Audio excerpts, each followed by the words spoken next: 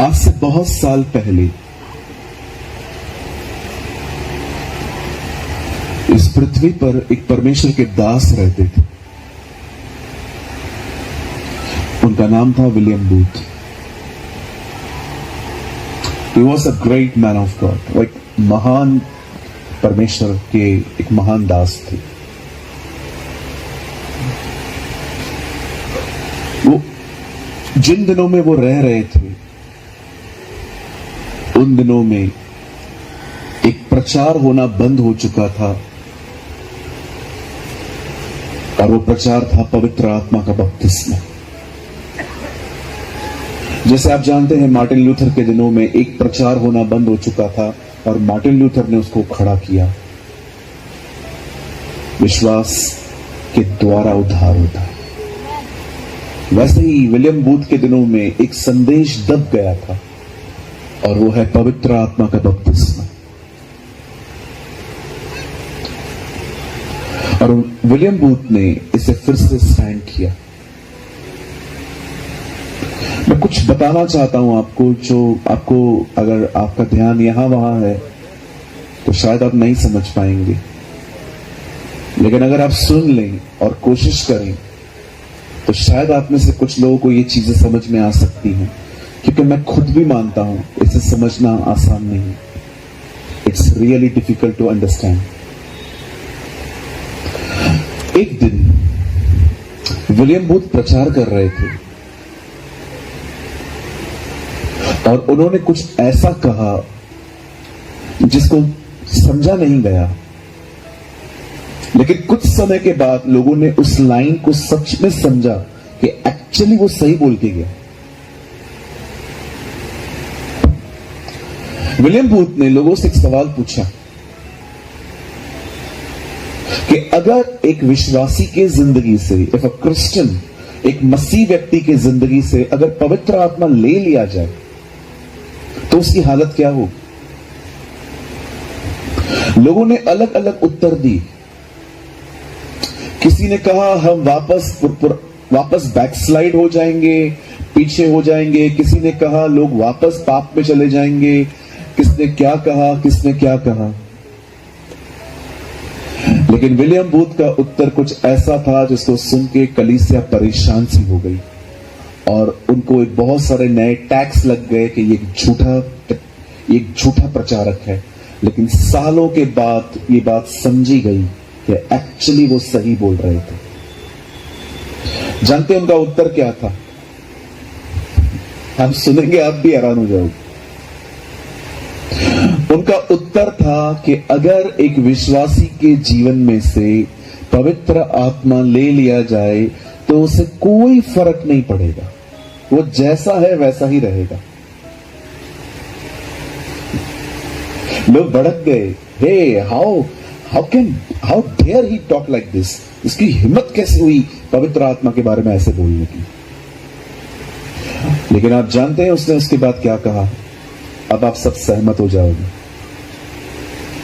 उसने कहा, आज के लोग अगर पवित्र आत्मा को खो दें तो उन्हें कोई फर्क नहीं पड़ेगा, क्योंकि आज के लोग पवित्र आत्मा पर निर्भर ही कहां रहते। That was his answer. आप जानते हैं, आज इतनी बड़ी भीड़ है, आप पीछे तक मुझे दिखाई दे रहे हैं। ये हो सकता है कि आप पवित्र आत्मा पे निर्भरता क्या है आपको शायद पता ही ना हो। हम में से बहुत सारे लोग संडे चर्च जाते हैं, वर्शिप करते हैं, वचन सुन के आते हैं, पर कितने लोग हैं सोमवार से लेकर शनिवार तक हर दिन पवित्र आत्मा से बात करते हैं? आज की कलीसिया बहुत हद तक निर्भर है भावनाओं पर, न कि पवित्र आत्मा पर। They love goosebumps, you know goosebumps। जब हमें हमारे यहाँ पर कुछ बाल खड़े हो जाते हैं, शौक जैसे लगता है, वो उसमें खुश हैं, पर वो पवित्र आत्मा को जानना ही नहीं चाहते।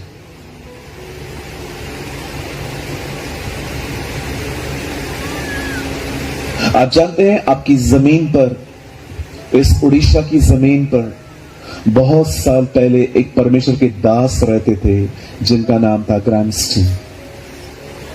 आप जानते हैं वो पवित्र आत्मा को कितना खूबसूरत तरीके से जानते थे।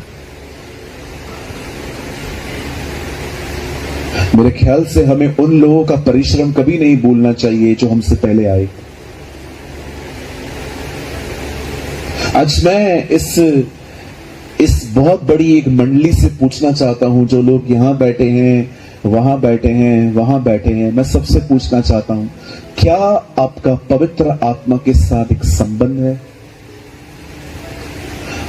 हमारी चर्च इस तरह पूरी होती है, पिता का प्रेम, हमारे प्रभु यीशु का अनुग्रह और पवित्र आत्मा की सहभागिता।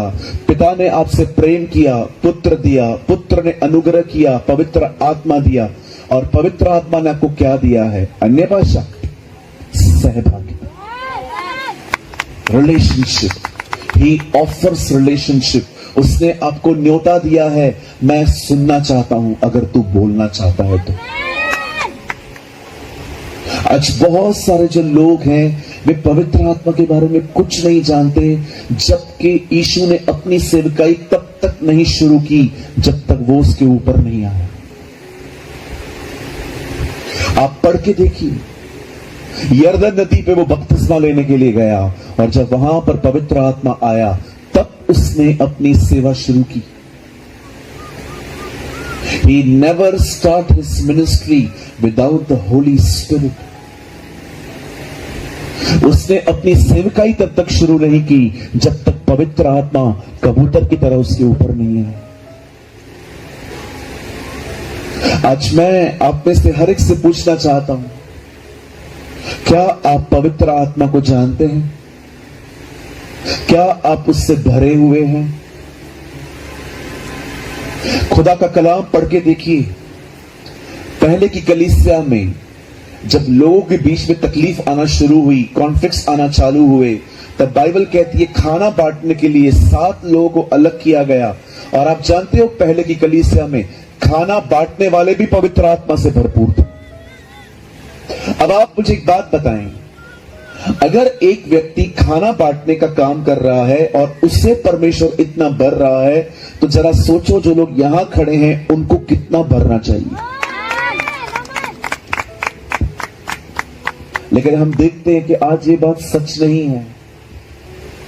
आज बहुत से लोग मेहनत नहीं करते, दे नेवर हार्ड वर्क, और ये कारण है कि बहुत सारी कलीसियाओं को वचन नहीं मिल पाता और विश्वासी पुरानी जिंदगी में लौट जाते हैं। जब मेरी कलीसिया में कोई पाप में गिरता है तो मैं प्रभु को पहले ये नहीं कहता हूं कि इसको ठीक कर, मैं परमेश्वर को पहले ये कहता हूं, प्रभु मुझ में क्या कमी है बता, क्यों ये बंदा गिरा। टेक 100% ब्लेम, 100% दोष को अपने ऊपर लेना सीखे। हां प्रभु मेरी गलती है। आप जानते हैं क्यों पवित्र आत्मा से भरना जरूरी है? आइए सामने देखिए, सामने देखिए।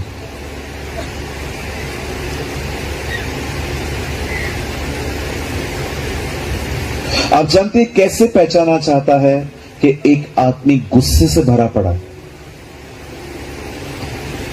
क्योंकि जो गुस्से से भरे हुए रहते हैं ना, वो हमेशा ऐसा व्यवहार करते हैं लोगों से जिनमें इज्जत नहीं होती। एंगर का दूसरा नाम ही है डिसरिस्पेक्टफुल बिहेवियर। जिन लोगों में बहुत गुस्सा होता है ना, वो किसी की भी इज्जत नहीं कर सकते। इसी से आप पहचान सकते हो कि he is a angry man, ये गुस्से वाला व्यक्ति है, क्योंकि गुस्से वाले लोग कभी किसी की इज्जत नहीं करते। वो हमेशा लोगों से बदतमीजी से बात करते हैं, तू तड़ाम पे बात करते हैं। एक व्यक्ति अगर गुस्से से भरा हुआ है, उस व्यक्ति को गुस्सा ही चलाएगा। आपको कैसे पता चलता है कि एक आदमी जलन से भरा पड़ा है? जेलसी। पता है कैसे? जलन रखने वाला व्यक्ति कभी भी किसी की बड़ाई नहीं सुन सकता। अगर आप उसके सामने कहोगे ना ये आदमी इतना अच्छा काम कर रहा है, वो आपकी बात को सुनेगा भी नहीं, क्योंकि उसमें जलन है। जिसमें गुस्सा है उसको गुस्सा चलाता है, जिसमें जलन है उसे जलन चलाती है। कितनों की बात जानते हैं कि आपको कैसे पहचानने में आता है कि कौन सा व्यक्ति व्यभिचार में है? आप जानते हैं जो लोग व्यभिचार में होते हैं ना, उनकी आंखें कभी भी उनके कंट्रोल में नहीं रहती। वो रहेंगे मीटिंग में ही, पर फिर भी यहां वहां देखते रहेंगे कि कोई मुझे देख रही है क्या। हाँ, मैंने देखा है ऐसे भाइयों को। मेरी एक चर्च है दिल्ली में।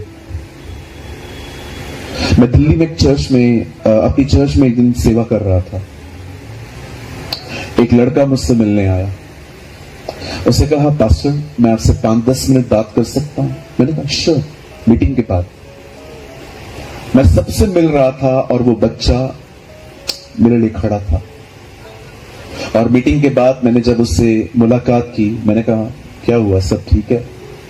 बोला, पास्टर मैं हर सोमवार को आपके चर्च में आता हूं, आपसे मिलके भी जाता हूं, लेकिन आज मुझे ऐसा लगता है अगर मैंने आज अपने आप को नहीं खोला ना तो मैं बर्बाद हो जाऊंगा। मैंने कहा क्यों, क्या हो गया?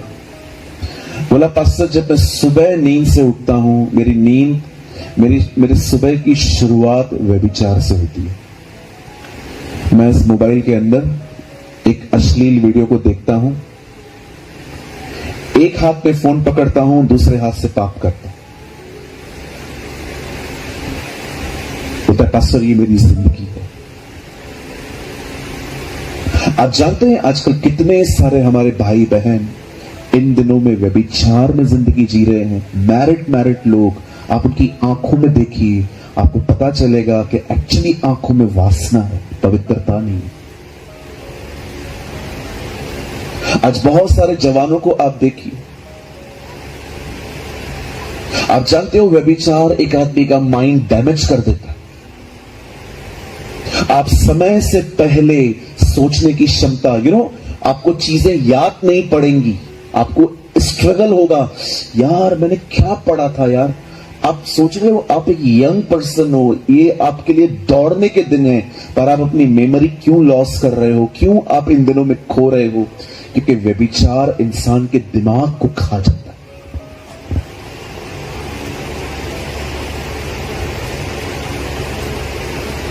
गुस्सा होगा तो भाई गुस्सा आपको चलाएगा, जलन होगी जलन चलाएगी, व्यभिचार होगा तो व्यभिचार चलाएगा। जो यहां होगा वही आपको चलाएगा।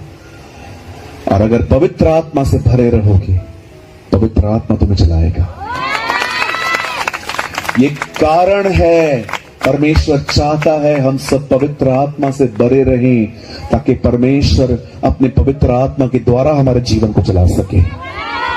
मैं आप में से हर एक को कहना चाहता हूं, जितने भी लोग यहां पर हैं, अगर आप एक पास्टर हैं, अगर आप एक लीडर हैं, अगर आप कोई भी हैं, मेरे भाइयों मेरी बहनों, नींद से दोस्ती तोड़ो।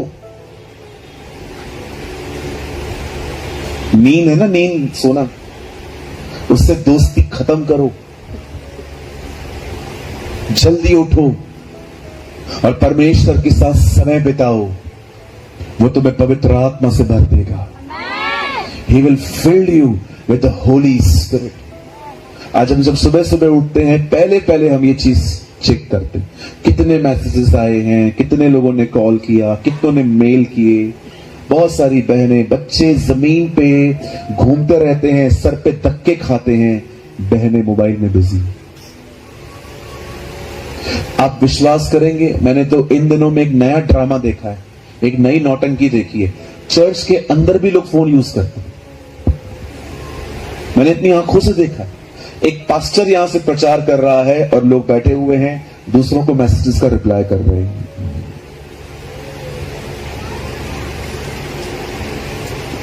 वचन भी सुन रहे हैं, मोबाइल भी देख रहे हैं, वचन भी सुन रहे हैं, मोबाइल भी देख रहे हैं। ये कैसी मंडली है? ये कैसी चर्च है? मैं चर्च में गया था, वहां पर लोग वचन भी सुन रहे हैं, फोन भी यूज कर रहे हैं, फोन भी यूज कर रहे हैं, वचन भी सुन रहे हैं। मुझे बताइए ये कैसी चर्च है जहां पर परमेश्वर का आदर नहीं है, न उसके वचन का आदर है। मैं आप सबसे निवेदन करता हूं, विनती करता हूं, मैं आपका भाई हूं। ओके, छोड़ दो ये बोलना मैं पास्टर हूं, मैं आपका भाई हूं। I am your brother.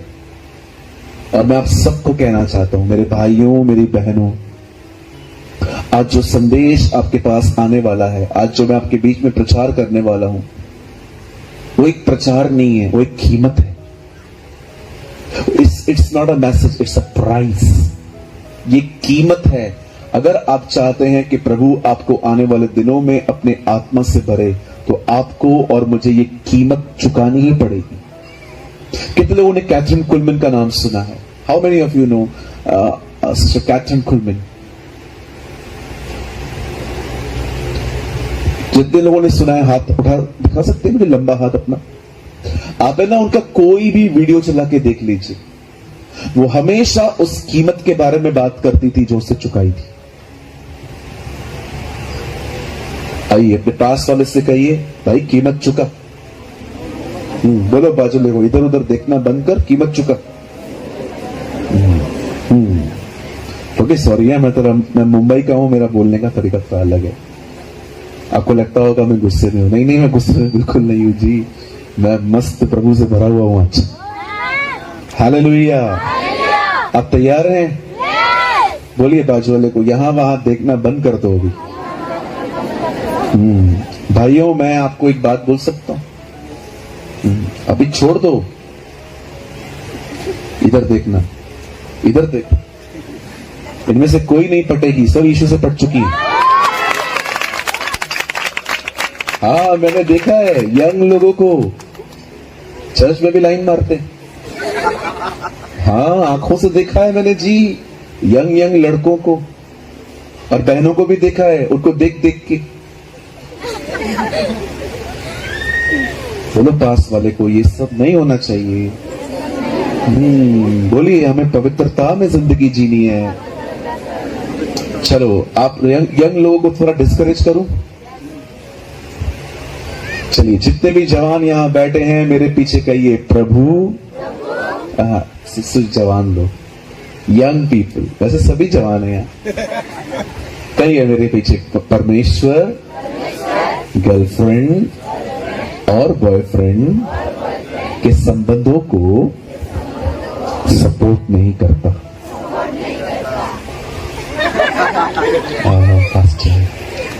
क्यों आया मैं इस मीटिंग में? घर पे बैठा था, अच्छा था, निराश होने के लिए आया? याद रखिए, परमेश्वर इन गंदे संबंधों को कभी सपोर्ट नहीं करता। निकल आओ इन बातों से बाहर, स्पेशली यंग पीपल। कुछ भी नहीं है इन बातों में, अटैचमेंट है, आदत है, प्यार नहीं है। बोलो आदत है।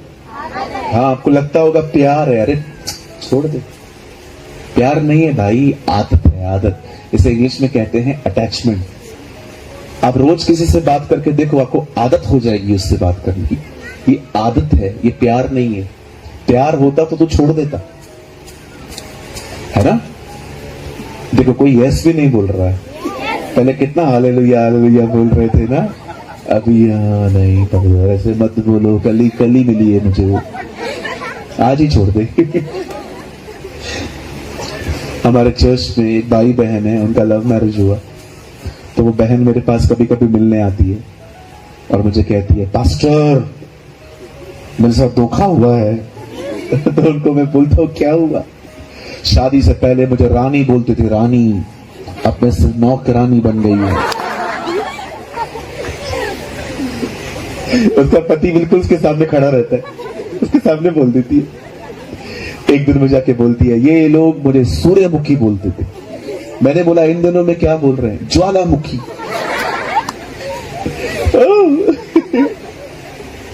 हाँ, कहिए मेरे पीछे, प्यार अंधा होता है।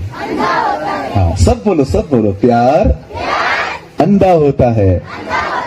सारे जवान लोग बोलो, प्यार अंधा होता है और शादी आंखें खोल देती है।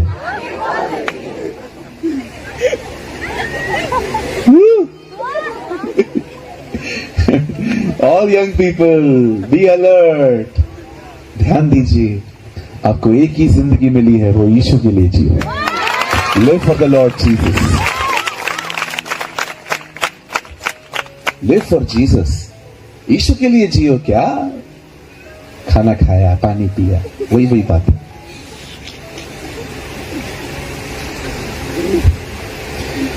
चलिए, कितने लोग तैयार हैं आज के वचन के लिए? Okay, I just need your half an hour. मैं सिर्फ 30 मिनट आपसे बात करूंगा, उसके बाद मैं आपके लिए प्रेयर करूंगा और मैं सबसे मिलना चाहता हूं आज। ओके, कोई फोटो नहीं मिलेगा। ओके, नो फोटो, नो शोटो। ओके, आप आ सकते हैं, मुझसे मिल सकते हैं, मैं आपसे मिलना चाहता हूं, मुझे अच्छा लगता है लोगों से मिलना। चलिए, मेरे साथ बाइबल खोलिए, इफिसियों की किताब 5 अध्याय। Open your Bible with me, the book of Ephesians chapter 5.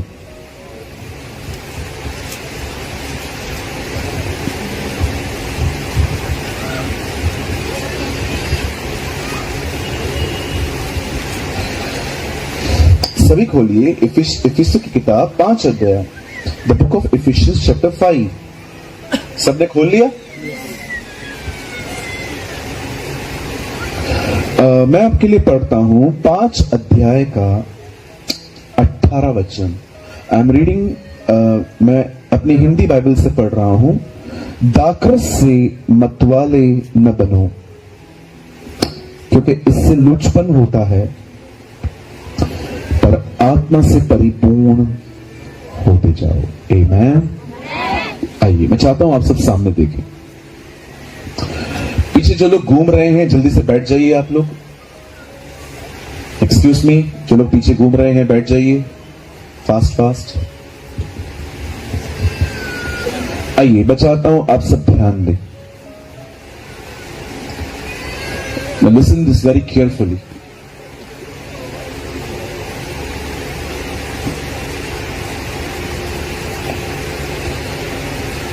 आज से बहुत साल पहले बाइबल कहती है परमेश्वर के लोग मिस्र में गुलाम थे। एंड द बाइबल सेज परमेश्वर एक दिन मूसा को कहता है कि तू जा और उन लोगों को छुड़ा। अब जानते हैं परमेश्वर ने मूसा को क्यों चुना? Why God chose Moses? विश्वास कीजिए, परमेश्वर आज भी नहीं बदला है। वो आज भी उन्हीं लोगों को चुनता है जो मूसा की तरह है। जानते हैं मूसा के अंदर एक खूबसूरत बात क्या थी? मूसा को स्वयं पर कोई भरोसा नहीं था। परमेश्वर के राज्य में सेल्फ कॉन्फिडेंस की कोई जगह ही नहीं है। ये दुनिया आपको कह सकती है खुद पर भरोसा कर, be a self confident person, but मैं आपको बताना चाहता हूं परमेश्वर के राज्य में सेल्फ कॉन्फिडेंस की कोई जगह ही नहीं है। सेल्फ कॉन्फिडेंस को कहते हैं अपनी ताकत पर भरोसा करना। परमेश्वर नहीं चाहता कि एक व्यक्ति जिसका वो उपयोग करने वाला है उसका भरोसा उसके खुद पर हो। इसलिए आपने देखा जब मूसा पहाड़ पे जाता है और परमेश्वर कहता है गो टू इजिप्ट, वहां जा और मेरे लोगों को छुड़ा, और वो बहाने बनाता है, वो कहता है मैं नहीं जा सकता, आई कांट स्पीक लॉर्ड, मैं बोल नहीं सकता। तब परमेश्वर जब वो कहता है कि मैं बोल नहीं सकता, तब परमेश्वर उसे कहता है तू डर मत, मैं तेरे मुंह के साथ रहूंगा। आप जानते हैं परमेश्वर सदैव एक व्यक्ति की कमजोरियों के ऊपर खड़े होकर काम करता है। इसलिए पौलुस कहता है जब मैं कमजोर हूं तब मैं ताकतवर हूं। अगर आपके पास कमजोरियां हैं ना, अगर आपको लगता है पास्टर मैं रोज उन्हीं पापों में सेम गुनाहों में गिरता हूं, मैं आपको कहना चाहता हूं निराश मत होइए। ये सारी कमजोरियां परमेश्वर को दीजिए। परमेश्वर उन कमजोरियों पर जय देकर आपकी जिंदगी में एक महान गवाही ले आएगा। क्योंकि जब मैं निर्बल हूं तब मैं बलवान हूं। हालेलुया। आप जानते हैं परमेश्वर ने जब मूसा को बुलाया, he was not a strongest, he was a weakest। वो सामर्थी नहीं, वो कमजोर था। वो कहता है लॉर्ड आई कांट स्पीक, मैं बोल नहीं सकता। उसके बाद वो अपना बहाना बदल देता है, कहता है मैं बोलूंगा तो वो सुनेंगे थोड़ी। वो क्यों मेरी बात सुनेंगे? फिर तीसरी चीज वो खुदा को कहता है, प्रभु अगर वो लोग मुझे पूछेंगे कि किसने तुझे भेजा है तो मैं तेरा नाम क्या बताऊंगा? आप एक लिस्ट देख सकते हो वहां पर मूसा किस तरह से अपनी बुलाहट को डिनाई कर रहा था। पर क्यों परमेश्वर एक ऐसे व्यक्ति को भेजना चाहता है जो जाना ही नहीं चाहता? क्योंकि उस व्यक्ति को स्वयं पर कोई भरोसा नहीं था। जानते हैं कई बार परमेश्वर आपकी जिंदगी में असफलताओं को क्यों आने देता है? सब यहीं पर है ना? ओके, आई होप आप यहीं पर हैं, यहां वहां। जानते हैं कई बार परमेश्वर आपकी जिंदगियों में आपको असफल क्यों होने देता है? क्यों वो कई बार आपको फेल होने देता है? कई बार वो क्यों आपकी कोशिश, आपकी मेहनत के बाद भी आपको कभी कभी सफल होने नहीं देता? क्यों? क्योंकि परमेश्वर आपकी खुद की ताकत को तोड़ रहा है। और वो जानता है जब एक व्यक्ति खुद की ताकत में टूटता है तब ही एक व्यक्ति परमेश्वर पर निर्भर होना सीखता है। धन्यवाद करो उन लोगों का, शुक्रगुजारियां करो, गिव थैंक्स। शुक्र करो उन लोगों का जिन्होंने आपकी मदद नहीं की, जिन्होंने आपका फोन नहीं उठाया, जिन्होंने आपको मैसेज का रिप्लाई नहीं किया। धन्यवाद दो ऐसे लोगों को जिन्होंने आपकी मदद नहीं की, क्योंकि इन्हीं लोगों ने आपको परमेश्वर पर निर्भर होना सिखाया है। कई लोग शिकायत करते हैं, पास्टर नोबडी हेल्प्स मी, कोई मेरी सहायता नहीं करता, कोई मेरी मदद नहीं करता। आप क्यों लोगों से उम्मीद करते हैं? मुझे एक बात का उत्तर दीजिए। इस दुनिया के सबसे दुखी लोग पता है कौन है?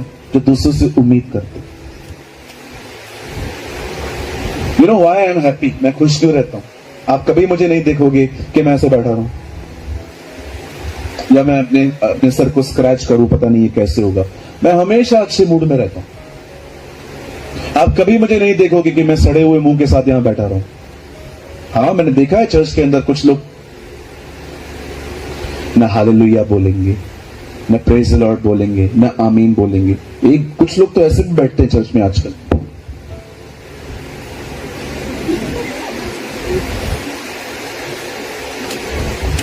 भाई मेरा एक सवाल है, तू आया क्यों है? हाथ बांध के बैठने के लिए? बाइबल कहती है यदि हम चुप रहेंगे पत्थर चिल्लाएंगे। आपको यहां पर कैसे आना चाहिए? Oh with praise, with singing, shout to the Lord. मैं आपको कहना चाहता हूं जब आप प्रभु में जब आप खुदा में आए हैं, आप इससे कितने लोग इस बात को जानते हैं? बड़े ध्यान से सुनिएगा। याकूब ने सोने के लिए एक पत्थर बनाया। मूसा जब पट्टियों को नीचे लेकर आया तो वो पट्टियां पत्थर की थी। जब दाऊद ने गोलियत को मारा तो पत्थर से मारा। शैतान ने यीशु को कहा रोटी को पत्थर बना, और कितने लोग के बाद जानते हैं यीशु ने कहा यदि ये चुप रहेंगे पत्थर चिल्लाएंगे। पत्थर कौन था? पत्थर हम थे। हम में जान नहीं थी, हमें जिंदगी नहीं थी, हम पाप करते थे लेकिन हमें पता तक नहीं चलता था कि हमने गलत किया है। लेकिन आज परमेश्वर ने हम पत्थरों में जान डाली है। इसीलिए पतरस में लिखा है you are the living stones, तुम उसके जीवित पत्थर हो। आपको पता है परमेश्वर ने पत्थरों में जान क्यों डाली है? ताकि पत्थर चिल्लाएं।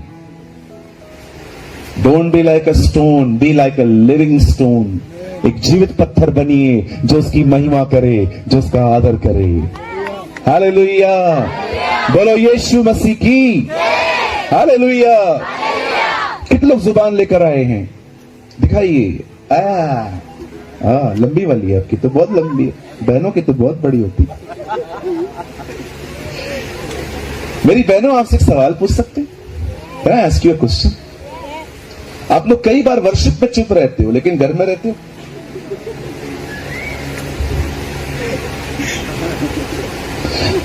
दो बहनें 11 साल तक एक ही जेल में थी, और जब वो बाहर निकल रही थी तो उन्होंने एक दूसरे को कहा चल बाकी बातें बाद में करेंगे। 11 साल तक भी बातें पूरी नहीं हुई। मैं बहुत सारे भाइयों को देखता हूं, बड़बड़ बहुत करेंगे, बाजू में खड़े हो जाएंगे गलतियां निकालने के लिए, लेकिन इधर बैठे रहेंगे।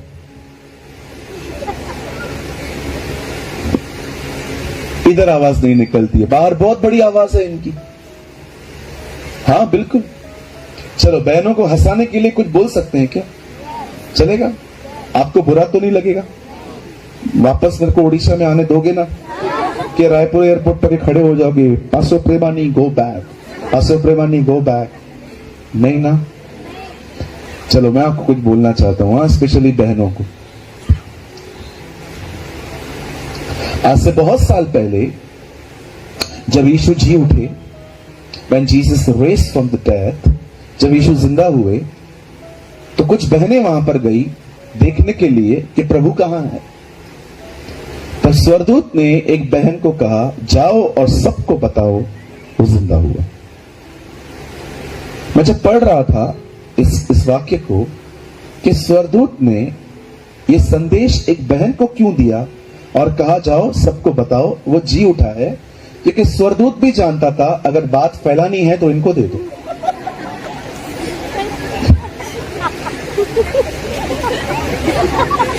ईमेल कितनी भी तरक्की करे, फीमेल से आगे कभी नहीं जाएगा।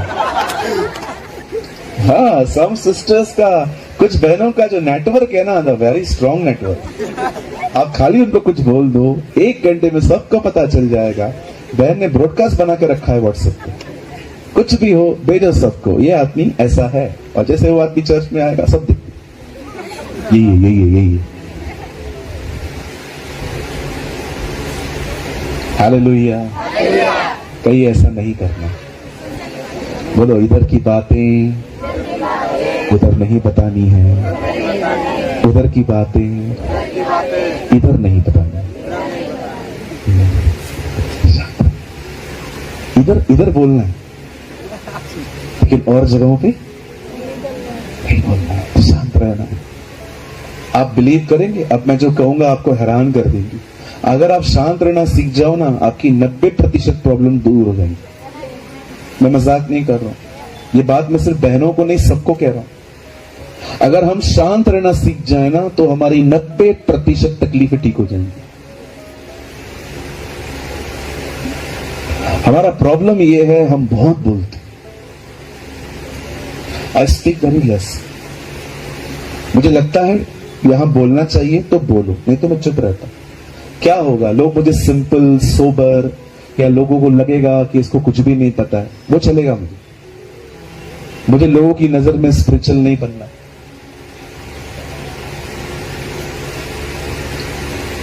आजकल बच्चों की जुबान भी बहुत बड़ी तेज है। छोटे छोटे बच्चे बाहर जाके इतनी बात करते हैं। इवन आपको अपने बच्चों को भी सिखाना चाहिए, बेटा कम बोला कर। समझ पा रहे हैं? चलिए हम वापस लौट रहे हैं। Now listen to me. जब परमेश्वर मूसा को कहता है तू जा और मेरे लोगों को छुड़ा, आजाद कर, और मूसा फिरौन के सामने जाता है, let my people go away, मेरे लोगों को जाने दे। और बाइबल कहती है उसके लोग वहां से निकलते हैं। अब मैं आपको कुछ बताना चाहता हूं जो बड़े ध्यान से आपको सुनना चाहिए। जब इजराइल के लोग मिस्र से निकलकर कनान जा रहे थे, उनके रास्ते पर एक समुंदर आया जिसका नाम था लाल समुद्र। आगे रास्ता नहीं था और उन्होंने पीछे देखा तो फिरौन उन्हें मारने के लिए आ रहा था। अब वो लोग पैनिक हो गए, अब वो डिस्टर्ब हो गए, अब वो चिल्लाने लग गए कि क्यों हम यहां पर आए हैं, हम वहां ठीक थे जहां पर थे। And they murmuring, they complaining, उन्होंने शिकायतें करना चालू की, उन्होंने कुड़कुड़ाना स्टार्ट किया।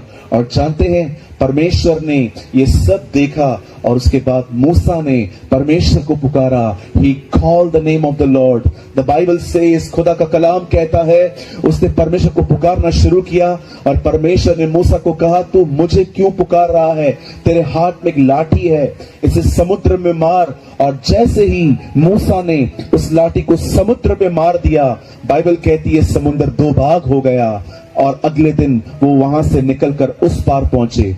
Now listen to me, this is a secret. अब जो मैं आपको बताना चाहता हूं, बड़े ध्यान से सुनिए।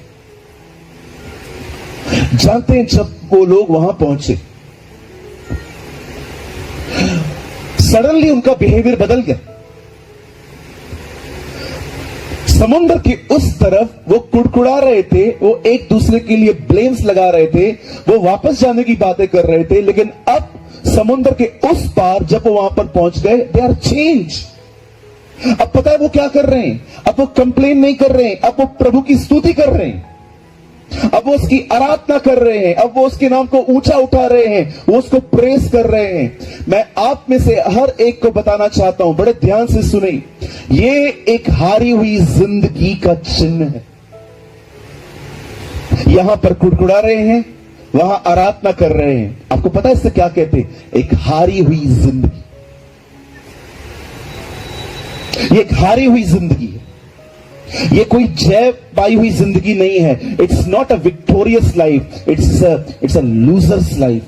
यू नो, मैं आपको कहना चाहता हूं, अगर तकलीफ आई और आप परेशान हैं और तकलीफ जाने के बाद आप खुश हैं, यू आर अ लूजर। आप एक हारे हुए व्यक्ति हैं।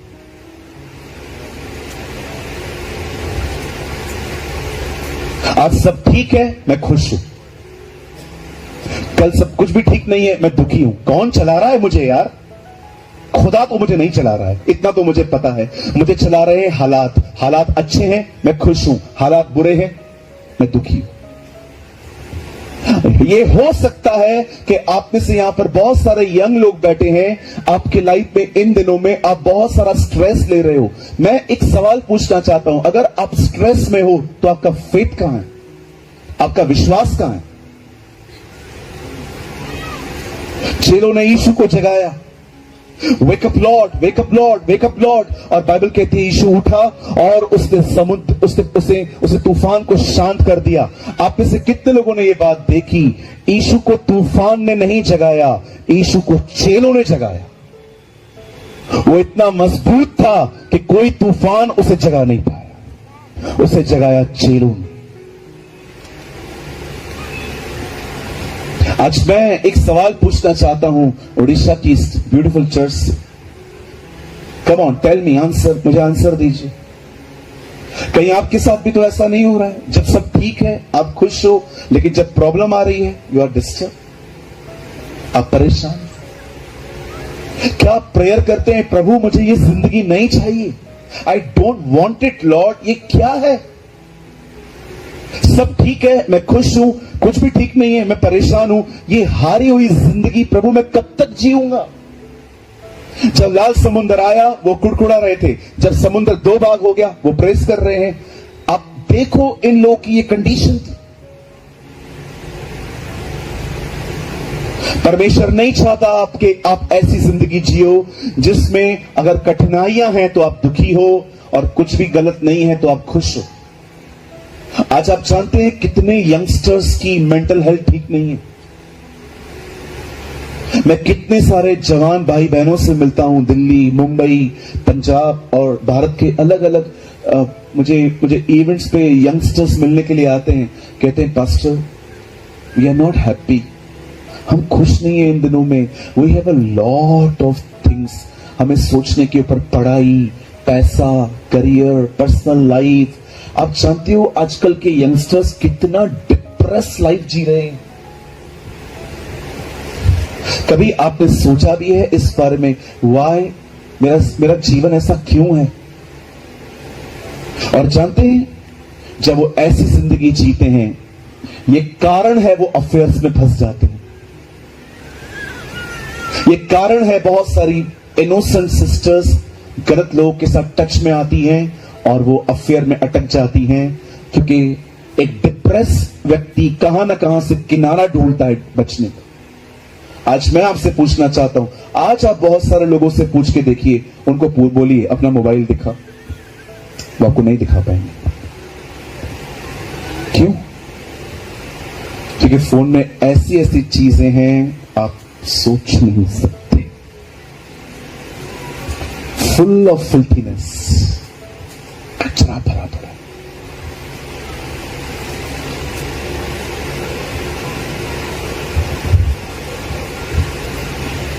कभी आपने सोचा है फाउंडेशन क्या है? कभी आपने सोचा है मेरी जिंदगी ऐसी क्यों है? जब सब ठीक है मैं खुश हूं, जब सब खराब है तो मैं दुखी हूं। मेरे को कौन चला रहा है? मुझे चला रहे हैं मेरे सर्कमस्टेंस, मुझे चला रहे हैं मेरे हालात, मुझे खुदा नहीं चला रहा है, मुझे कोई और चला रहा है।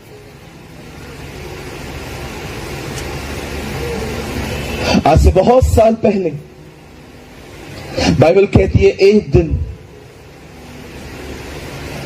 पौलुस और सिलास को पकड़ के जेल में डाल दिया गया। उनका दोष क्या था? क्योंकि उन्होंने एक लेडी के अंदर से डीमन निकाला था। और जब वो अंदर गए, जानते वो क्या कर रहे थे?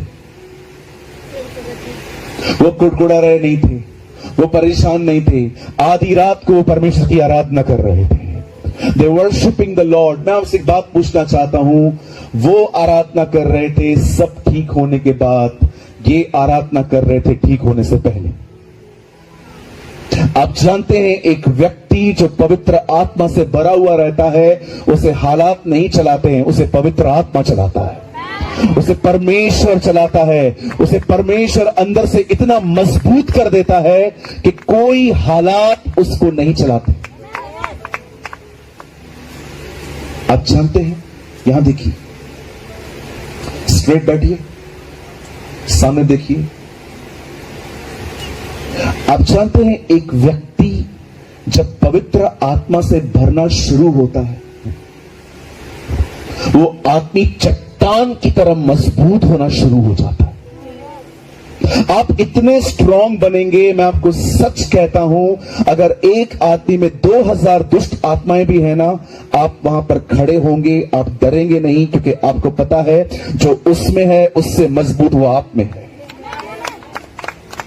आज मैं सारे यंगस्टर्स से पूछना चाहता हूं, मुझे बताइए, क्या आप पवित्र आत्मा से भरे हुए हैं?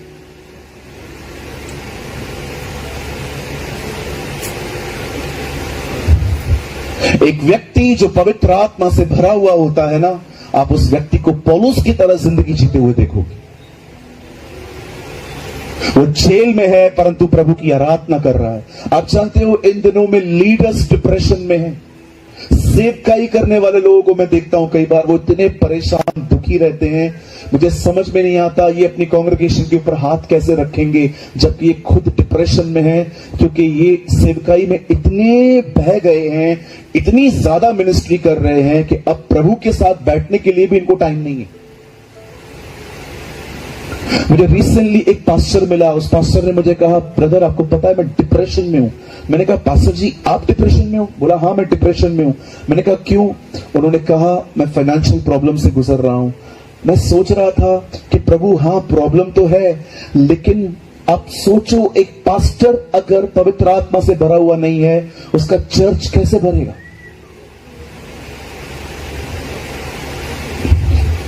मैं अपने कलीसिया में पता है लोगों को खड़े हुए क्या कहता हूं, जो व्यक्ति हर दिन 1 से 1.5 घंटा प्रेयर नहीं करता, उसे सेवा करने का कोई हक ही नहीं। मैं आपको सच कहता हूं, अगर आप विदाउट प्रेयर मिनिस्ट्री करेंगे ना, लोगों में से दुष्ट आत्माएं तो निकल जाएंगी, लेकिन वो दुष्ट आत्माएं आपको तंग करेंगी, आपके माइंड को हैरेस करेंगी, गंदे गंदे ड्रीम्स देंगी, गंदे गंदे सपने देंगी। आपको क्या लगता है मिनिस्ट्री करना मजाक है? आप में से जितने यंग लोग हैं, ये मत समझना कि मिनिस्ट्री करना सिर्फ इधर के गीत गाना है, आपका फोटो निकाला जाएगा। ये आजकल की जो पीढ़ी है ना, बगैर कीमत चुकाए सिर्फ सोशल मीडिया पे वीडियोस डाल के अपने आप को प्रमोट कर रही है। मैं आपको कहना चाहता हूं, कितने लोग खड़े हैं आप मुझे बताइए, कोविड-19 में कितनी मिनिस्ट्रियां खुल गई, बंद भी हो गई। इसलिए कैथरीन कुलमैन हमेशा कहती थी, जो कीमत बगैर चुकाए आगे बढ़ते हैं वो पीछे आते हैं। खुदा कहता है जाओ चुका के आओ।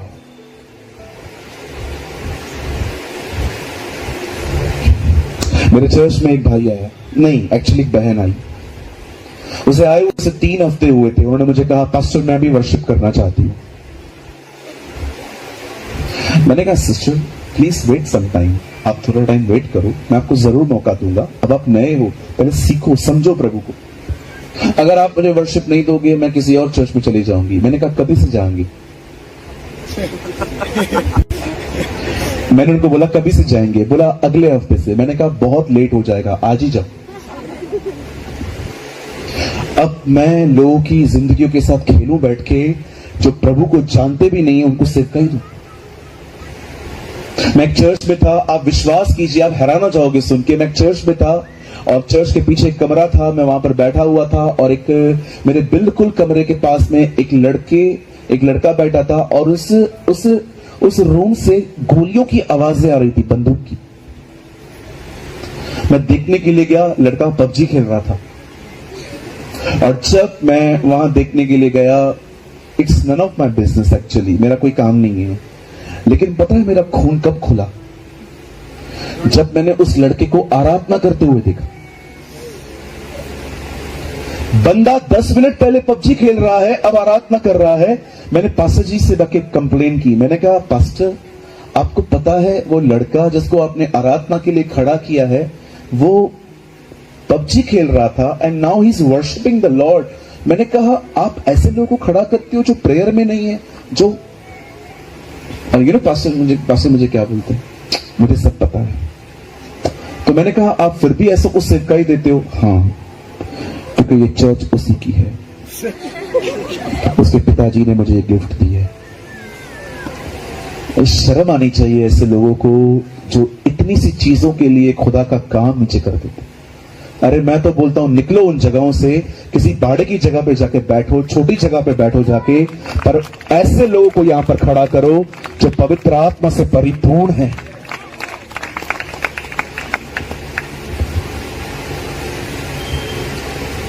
पौलुस कहता है, कोई नया व्यक्ति सेवा में ना आए, पहले परखा जाए उसके बाद आए। कहीं ऐसा, आज बहुत सारी बहनों को देखो, बॉलीवुड के सॉन्ग भी गाती हैं और यीशु के लिए भी गाती हैं। एक चीज मैं आपको कहना चाहता हूं जो आपको शायद कोई नहीं कहेगा, मैं आपको कहना चाहता हूं, you are not a Christian. आप एक मसीह नहीं है, यू आर अ हीदन। आप जानते हो कितने सारे यंगस्टर्स संडे के दिन, ओ प्रभु मेरे जीने का मकसद तू है, मेरे जीने का कारण क्यों तू है, और सोमवार से लेकर शनिवार तक, from Monday to Saturday they are listening Bollywood songs. उलाला उलाला।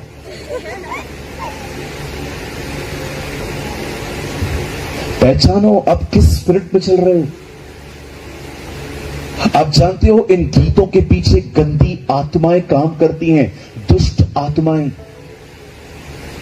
2 जेंडर बने थे भाई, इस दुनिया में 2 जेंडर बने थे, स्त्री और पुरुष। आज 5 जेंडर रह रहे हैं। कहां से? किसने बनाया उनको? गे, लेस्बियन, ट्रांस कहां से बनेगी? आपको पता है, जो कुछ आप सुनते हो उसके पीछे एक स्पिरिट होती है, एक आत्मा होती है जो उस आवाज के द्वारा आपकी जिंदगी में आती है। कुछ लोग कहते हैं, पास्टर आप गलत टीच कर रहे हो, दुष्ट आत्मा हमारे जिंदगी में आ ही नहीं सकती। अच्छा, यीशु ने कहा अगर एक व्यक्ति में से दुष्ट आत्मा निकलता है तो बाहर जाता है, आराम करता है, लेकिन जब वो आराम करने के बाद वो क्या कहता है? अब मुझे उसी घर में जाना है। यहूदा इस्करियोती ने रोटी खाई और बाइबल कहती है शैतान उसमें समा गया।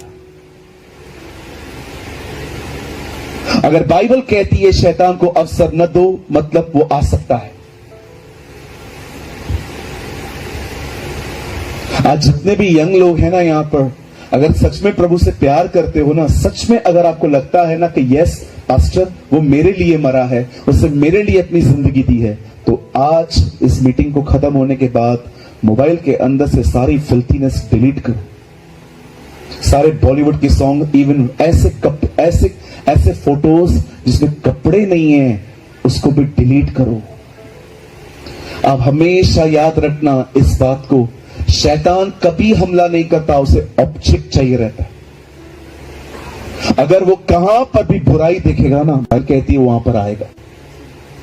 बाइबल कहती है यहूदा की किताब के अंदर कि परमेश्वर ने शैतान को अंधेरे में रखा है। शैतान को हमेशा अंधकार अट्रैक्ट करता है।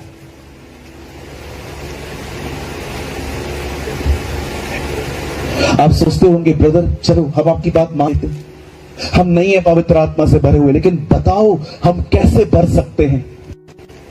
याद रखिए अक्सर, प्लीज ये 10 मिनट आपके लिए बहुत महत्वपूर्ण है। बड़े ध्यान से सुनिए। अगर आप चाहते हैं कि परमेश्वर आपको आने वाले दिनों में पवित्र आत्मा से भरे और वो पवित्र आत्मा आपको पवित्र करे और वो पवित्र करके आपका इस्तेमाल करे, मैं आपको कहना चाहता हूं, अब ये 10 मिनट बड़े ध्यान से सुनिए।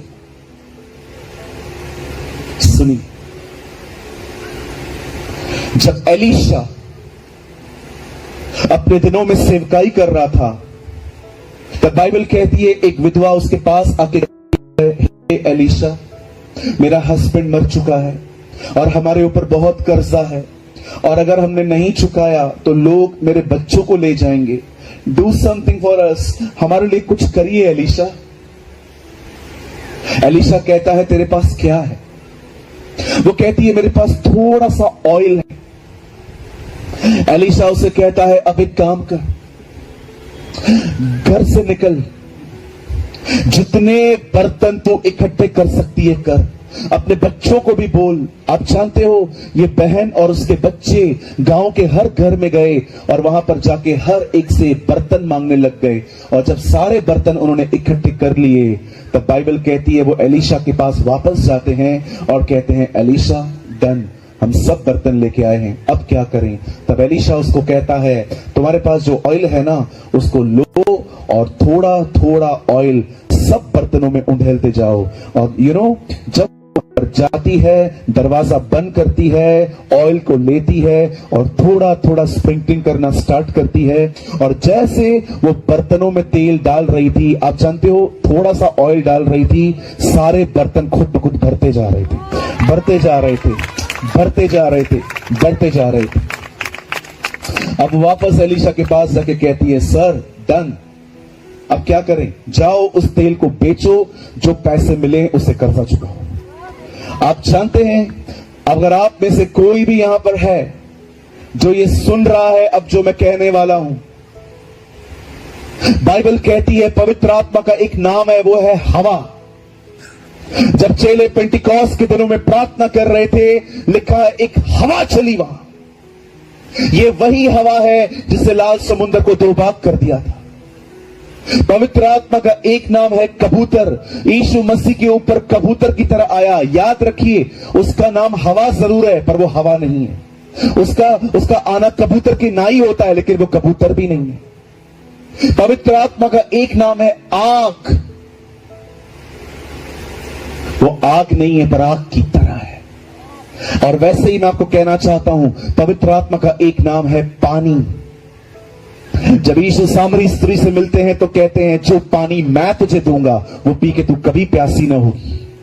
पर जानते हैं एक पवित्र आत्मा का खूबसूरत नाम क्या है? तेल, अभिषेक, oil.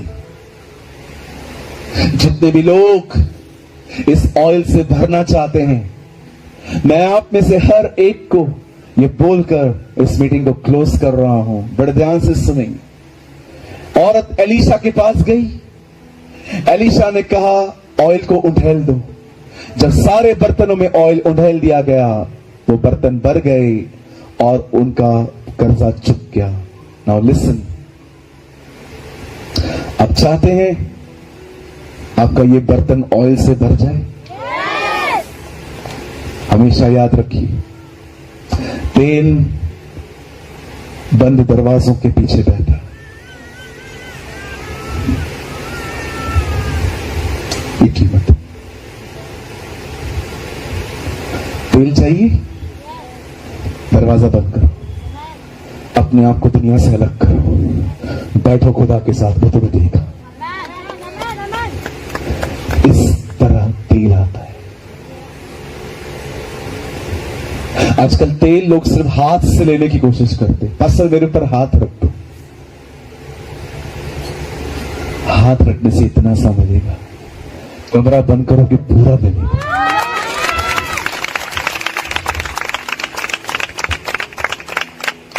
The price of the oil is separation. Let me tell you again.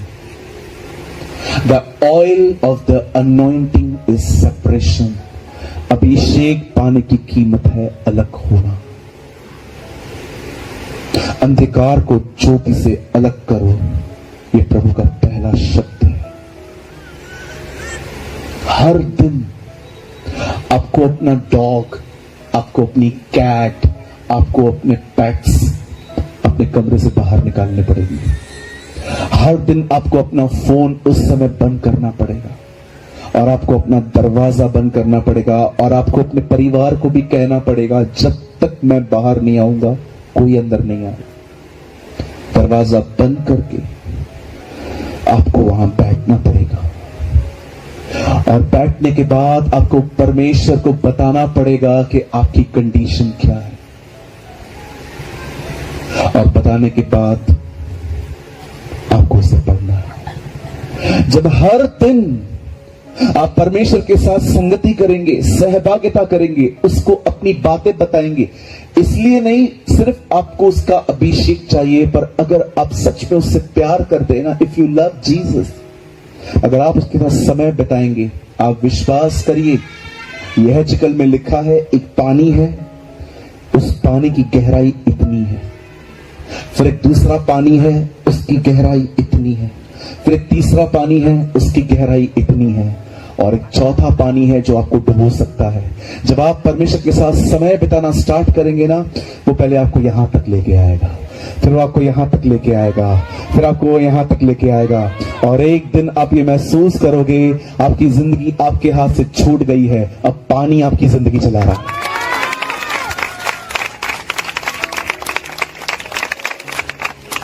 मैं आप सब यंग लोगों से, मुझे पता है उड़ीसा के जवान कितने भूखे रहते हैं खुदा के, मैं आप सारे यंग लोगों को कहना चाहता हूं, लिसन, मैं इस बार है ना, इस सेकंड राउंड में जब मैं यहां आया, मैं सबके लिए नहीं आया।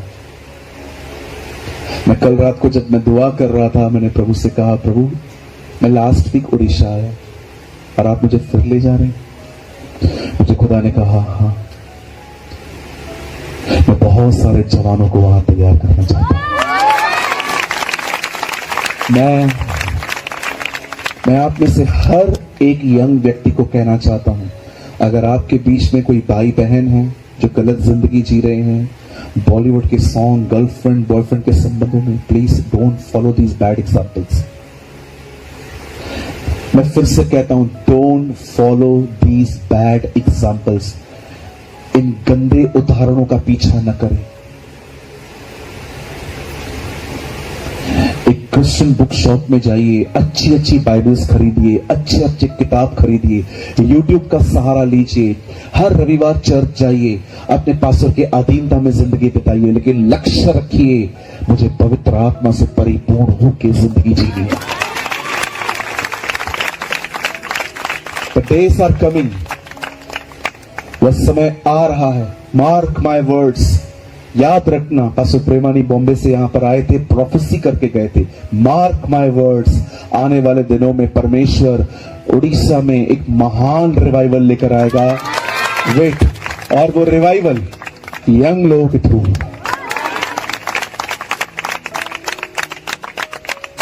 मैं कुछ यंग लोगों से बात कर सकता हूं? पक्का? आप लोग बुरा तो नहीं मानेंगे? अच्छी मिनिस्ट्री के लिए मेहनत मत करो। पास्टर बनने के लिए बाइबल कॉलेज मत जाओ।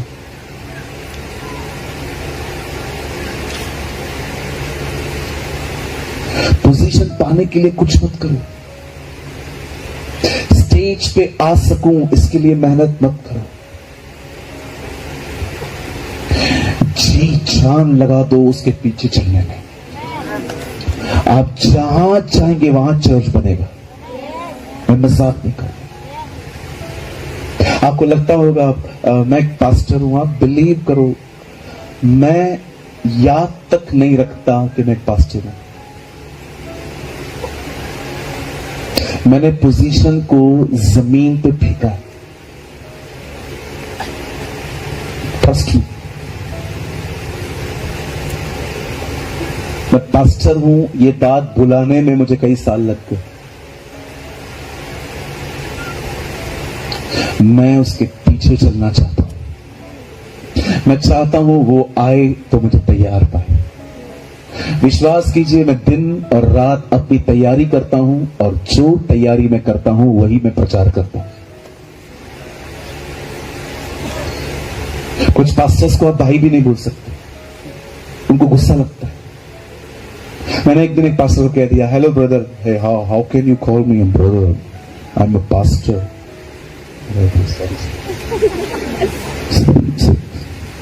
Sorry doctor ji, Maharaja, I call them महाराजा।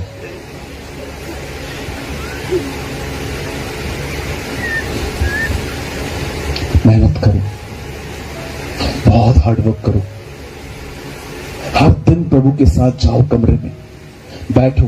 पर pastor I don't have a room, मेरे पास पर्सनल रूम नहीं है, गार्डन में चले जाओ। आपके आसपास बहुत सारी जगहें होती हैं, वहां ढूंढो। मैं ट्रेन में प्रेयर करता था, मैं आपको दिखाऊं मैं कैसे प्रेयर करता था, आप हैरान हो जाओगे सुन के। हेडफोन्स है, हेडफोन्स किसी के पास? किसी के पास वायर वाला हेडफोन है? किसी के पास वायर वाला हेडफोन है? हाँ अंकल, दो तो मुझे आप। हाँ thank you, yes sweet, thank you. आइए मैं आपको दिखाता हूं कुछ। ये क्या है? हेडफोन है ना। आप जानते हैं मैं ट्रेन में प्रेयर कैसे करता था? अभी देखो, मैं ट्रेन में खड़ा हो जाएगा और मैं ऐसे प्रार्थना करेगा, अब्राहम, इसहाक और याकूब के परमेश्वर। सारी ट्रेन के लोग नीचे भाग जाएंगे, बोलेंगे पता नहीं भाई को क्या हुआ। फिर मैंने एक तरकीब निकाली, मैंने कहा लॉर्ड मेरे को इतना टाइम नहीं मिलता है तो मुझे लेकिन प्रेयर तो करनी है। फिर मैंने काम किया, मैंने ऐसे 90-100 रुपए वाले, ये तो अच्छे हैं, मैंने सस्ते वाले हेडफोन्स खरीदे। और पता है मैं क्या करता था? ये डाल के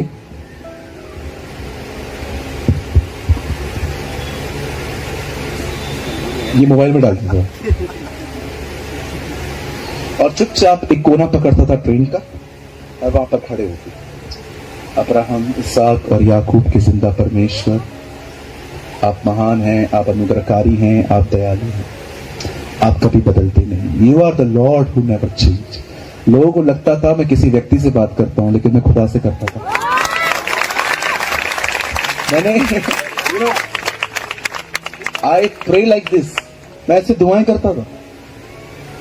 कई बार जब घर पे मेहमान आते थे, बाथरूम के अंदर जाता था, ढक्कन बंद करके उसके ऊपर बैठता था, टेरेस पे जाके बैठता था, वॉकिंग प्रेयर करता था, चलते चलते प्रार्थना करता था। क्यों? क्योंकि भूख थी, कुछ भी हो जाए प्रभु के करीब जाना। सेवा मिले न मिले, मैंने कभी सेवकाई के लिए मेहनत नहीं की। मैं मेहनत करता था बिकॉज आई लव है। ये मैं उससे प्यार करता हूं, मुझे अच्छा लगता है, मुझे प्रभु के साथ रहना अच्छा लगता है, भले वो मुझे कुछ दे न दे। आप जानते हो पूरी इस्राएल यीशु को तब ढूंढ रही थी जब यीशु मसीह जिंदा थे, लेकिन मरियम मगदलिनी उसे तब ढूंढ रही थी जब वो मर गया। ओह, वो एक मरे हुए यीशु को ढूंढ रही थी जो न चमत्कार कर सकता है, न खाना खिला सकता है, न पानी दे सकता है, और वो उसे ढूंढ रही थी। आप उस दिन उससे पूछते जाके, Mary why you are seeking him, तू उससे क्यों ढूंढ रही है? वो तो मर चुका है, अब वो तेरे लिए कुछ नहीं कर सकता। और आपको पता है वो क्या कहती? व्यापार तुम लोग कर लो, मुझे यीशु चाहिए। I just want Jesus. मेरी फैमिली, मैं सिर्फ अपनी फैमिली से दिन में, हफ्ते में 2 दिन मिलता हूं खाली, सैटरडे नाइट, संडे नाइट। फिर मैं मिनिस्ट्री के लिए चला जाता हूं बाहर। और जब मैं अपनी फैमिली में जाता हूं ना, समटाइम्स मेरी मम्मी मुझे क्या बोलती है? बोलती है मुझसे मेरे कमरे में आ जा, और मैं उसके कमरे में चला जाता हूं और मैं ऐसे बैठ जाता हूं। मैं उसको बोलता हूं, हाँ बोल, क्या काम है? कोई काम नहीं है, बैठो। उससे अच्छा लगता है भले मैं बात न करूं, बस मैं उसके सामने बैठा रहूं। क्यों? Because she is a mother, she had the heart of a mother. आपने देखा है आपकी मम्मी कितने कांड करते हैं हम, फिर भी घर से निकालती नहीं, वो प्यार करती है। बाइबल कहती है वो मां से अधिक प्यार करता है उसे। आप जानते हैं, ट्रस्ट में, यहां देखिए, मैं आपको गहराई में ले जाना चाहता हूं, सुनिए। व्यापार मत करिए उसके साथ, प्यार करिए, बने रहिए उसके साथ। उसे कहिए खुदा तू मुझे यूज कर, नहीं कर, स्टेज पे ले जा, नहीं ले जा, कोई प्रॉब्लम नहीं है, मैं खुश हूं तेरे साथ, बस मुझे तेरी प्रेजेंस में रहने दे, मुझे रहने दे, तेरे करीब रहने दे खुदा। एक मिनट,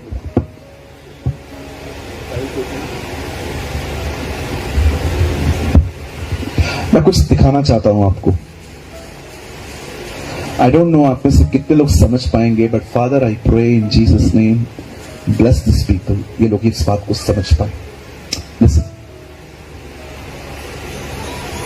जब परमेश्वर ने आदम को बनाया, when God created Adam, तब परमेश्वर ने उसे कहा तू सब खा, एक पेड़ में से फल मत खाना। आदम ने जब वो खाया, आदम ने महसूस किया कि वो नंगा है।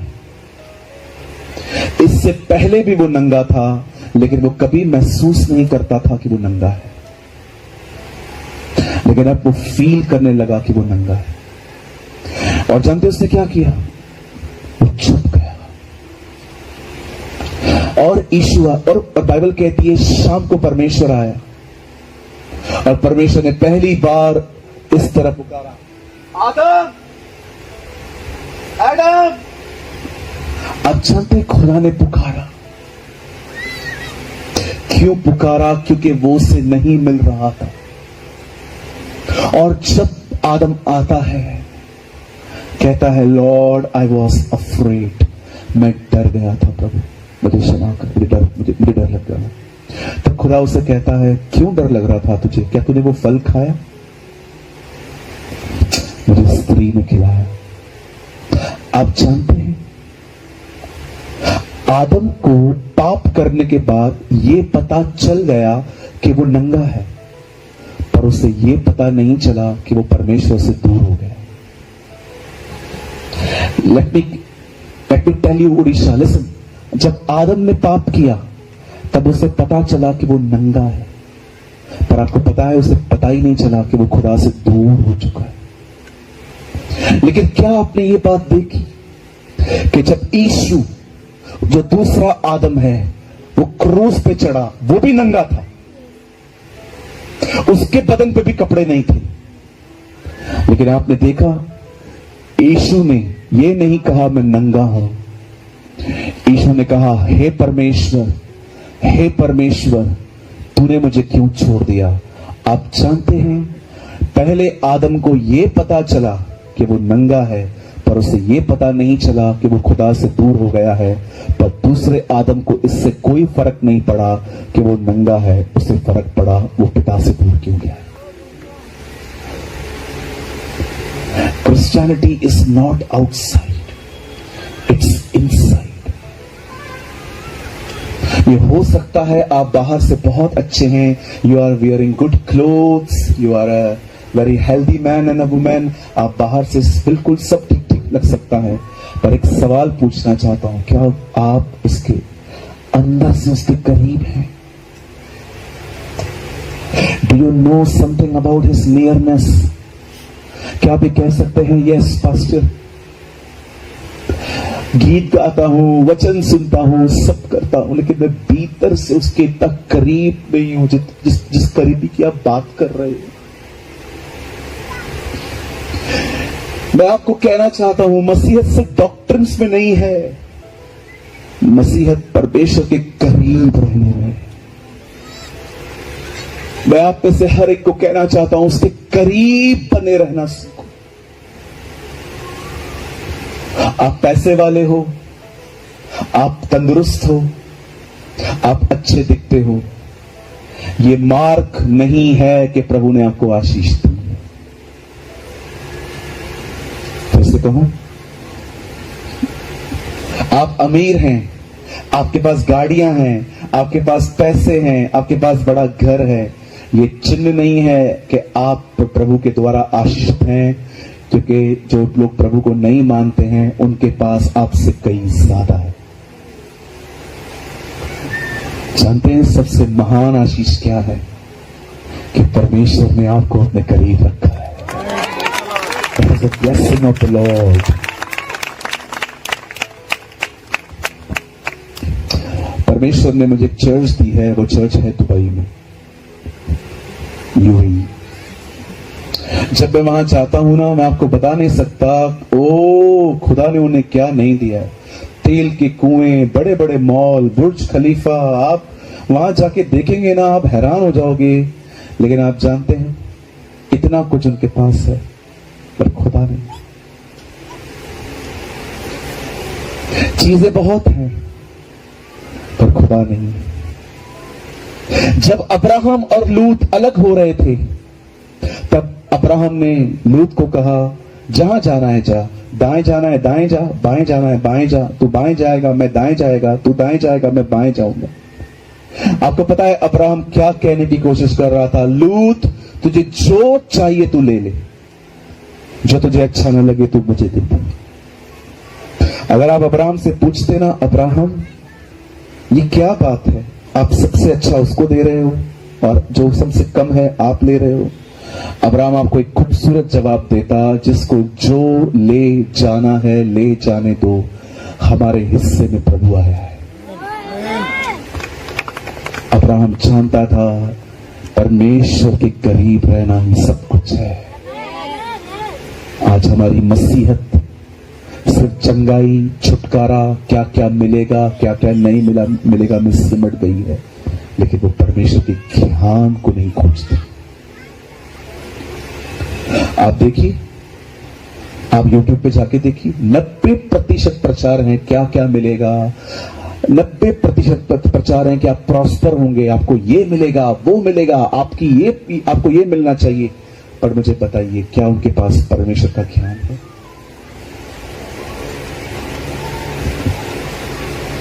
आज कीमत चुकाइए। इस मीटिंग के बाद घर जाके तारक मेहता मत देखिए। इस मीटिंग के बाद घर जाके सिर्फ सो मत जाइए। इस मीटिंग के बाद सिर्फ घर पे जाके पबजी और कैंडी क्रश जैसी गेम्स मत खेलिए। कीमत चुकाइए, समय बिताइए, खुदा को बहुत टाइम दीजिए। मैं आपको कहना चाहता हूं, उस लेवल पर आइए जहां पर प्रभु आपको देखना चाहते हैं। उस जगह पे आइए जहां पर परमेश्वर आपको देखना चाहते हैं। वहां मत रहिए जहां पर आप हैं, वहां जाइए जहां पर प्रभु आपको देखना चाहते हैं, ताकि एक दिन आप उसके चैनल बन सकें जिसके द्वारा वो लोगों से मिल सके।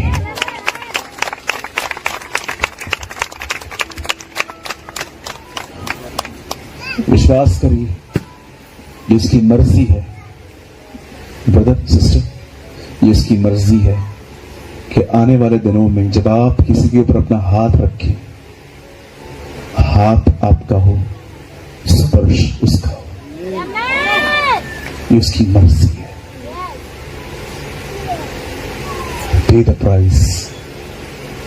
हर चीज फ्री नहीं है, कुछ चीजों को पाने के लिए कीमत देनी पड़ती है, और कीमत पैसा नहीं है, कीमत आपका समय है। Your time. Be a godly woman. Be a godly man. आइए अपनी जगहों पर खड़े हो जाइए।